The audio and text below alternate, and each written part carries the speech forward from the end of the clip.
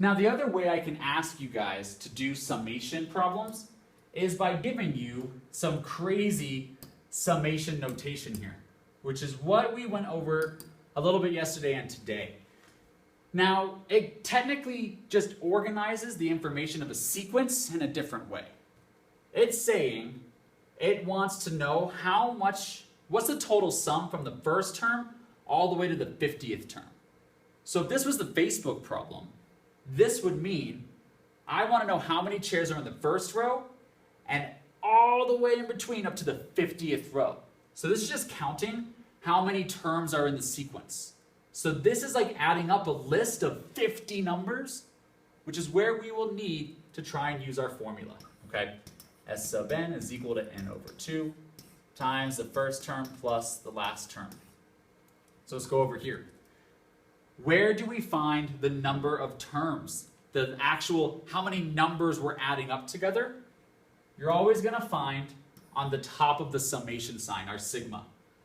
So with this first problem, I want to know what's the total sum for 35 numbers, a list of 35 numbers.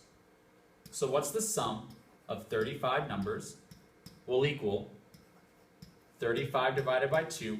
Now, I still need the first term and the last term.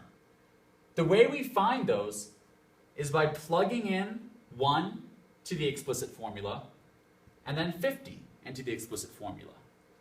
Or if we're working over here, we'll plug in a 1 into the explicit formula, and that will give us our first term. When we plug in 35, that will give us our last term. So 7 times 1 minus 4. 7 times 1 is 7, minus 4 is 3. Now let's plug in to get the last term. 7 times 35 minus 4, just plugging it right in. 7 times 35 minus 4, 241. By plugging in 1 into your formula, we have the first number in the sequence. By plugging in 35, we get the last number, the last term of the sequence.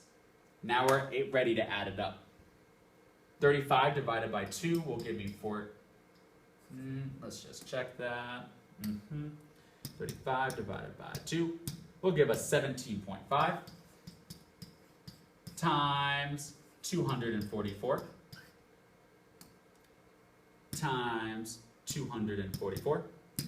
So that will add up to 4,270. Once again, pause the video, see if you can do that one on your own. We need how many numbers are in the sequence in our list. What's the first term? What's the last term? So the sum, the top number here tells me how many numbers I'm adding up. So there's going to be 50 different numbers that we're technically adding up. So it'll be 50 divided by 2. And now I need my first term and my last term. So I'll plug a 1 up here. 10 times 1 is 10. Minus 10 is 0.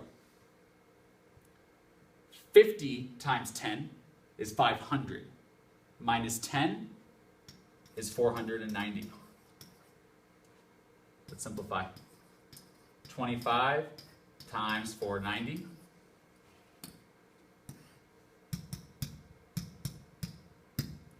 And we get a huge number, 12,250. This is where the formula really comes in, because we don't want to waste our time by adding up 50 numbers together on our calculator. It's much more efficient in our math to just go right here and use the formula.